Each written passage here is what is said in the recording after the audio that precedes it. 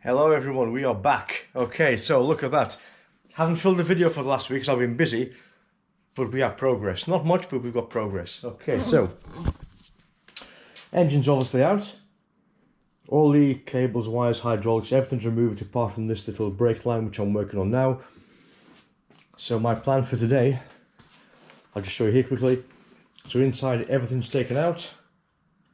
I've got a few lines to take out, but I've got to get underneath. There's a bracket still attached. Other than that, she's absolutely bare. Cool, that was a fun time.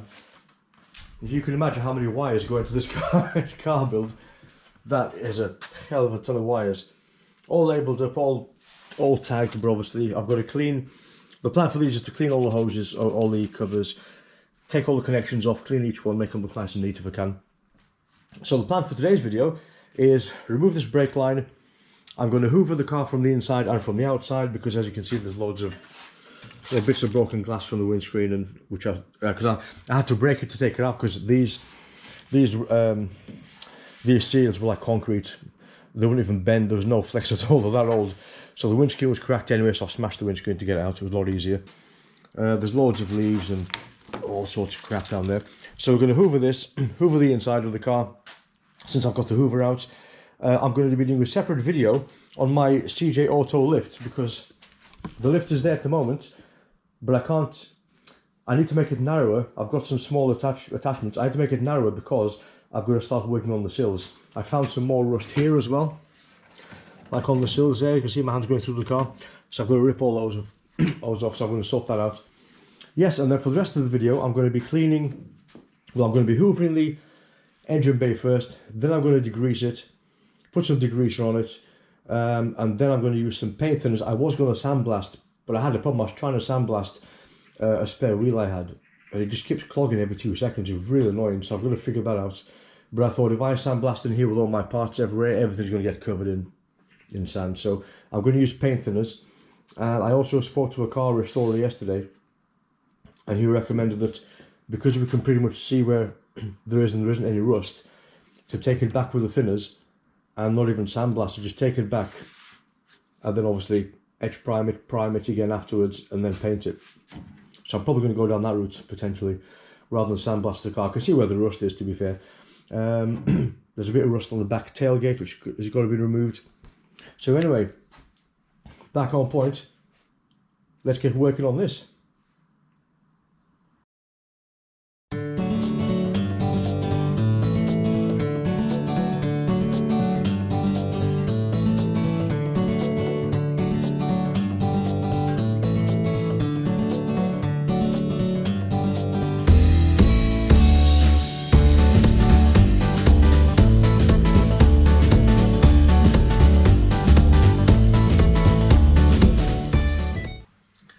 Okay, we're back again. So I've narrowed the lift, got the car up, moved the wheels out of the way.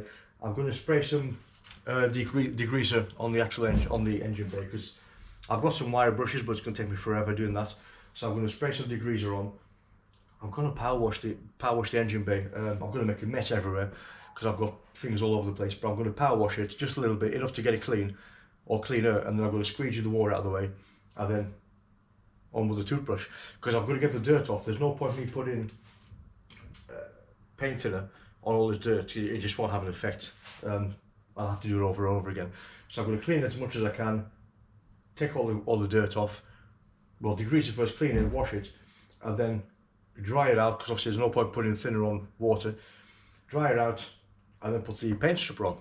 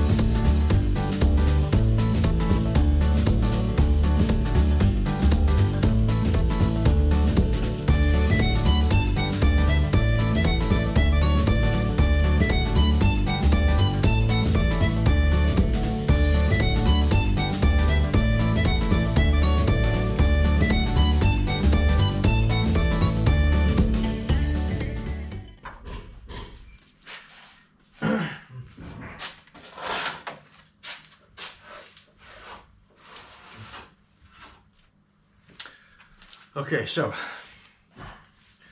I've tried using my paint removal discs. God, they're so good. These things are just amazing. The only problem with these things is they can be very dangerous. On a flat surface they're fine, but if you were to say, for example, grind this bit here, in fact you're probably so much quite careful here, and this catches slightly, these things just, they don't necessarily explode, but it'll rip the grinder out of your hands really badly. Whereas a cutting disc will just probably shatter. This won't shatter as quickly, so the actual grinder will just go flying out of your hands. So if you have the grinder on permanent constant, you can hurt yourself. Yeah, so the problem is this works really well, but as you can see there's so many ridges. I'll never get it done with this. So I can do the bulk of it, but not in between, like places like here. So I'm not sure where to give it another go of paint remover and just see how that goes. And then maybe a power washer again. I've had a look, all the water seems to run out. The sills are shot, so all the water's going to come out of the sills as well. So I'm not too worried about water retention at this stage, or it going rusty. I'm just going to try and, I think, yeah, I think because I've power washed it, now we're on the undercoat, I'm going to try and paint remover again, see how that goes. Let's try that. I'm using this time, I was using the, I had some of this NitroWorks, Nitromores, so I've used that. I've tried using Paint Panther, the Baritine one. The Paint Panther seems a lot better because it's really thick, whereas the Nitromore is just, it's very fluid. This tends to stick on quite well. Let's try that again, see what happens.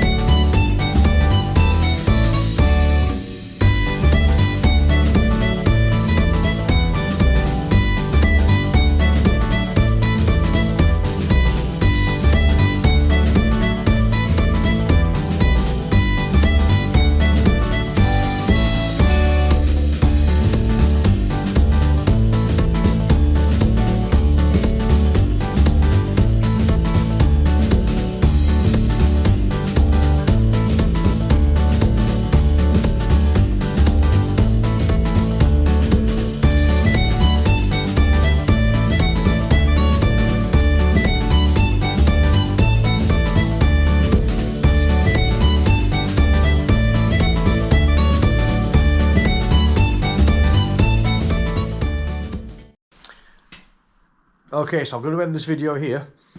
and I'm going to keep on sanding this and working on it for another good couple of hours yet, but it's going to be quite boring to watch. So I'm going to show you what I've done so far.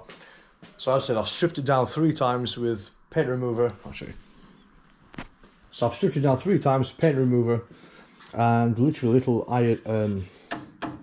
little toothbrush, a wire brush, size of a toothbrush, and just got in all the corners everywhere. I've X-primed it so it doesn't go rusty, but it still needs a lot of work because there's things like that there, mirror paints where it's not quite clean properly, so that still needs a lot of work. Looks a lot better now, but still needs a lot of work. I've got to grind all this down, clean it, X-prime it all, remove any rust, and I mainly stopped because I run out of X-primer as well. So that's where we are. Not too bad actually, not too bad. Quite happy with that for the first stage. That was 9 hours of work pretty much, and there's about, I reckon, about another 6 or 7 hours at least just to get the car X-primed, well, just the engine bay X-primed. So that's it guys for now. I'll see you in the next video.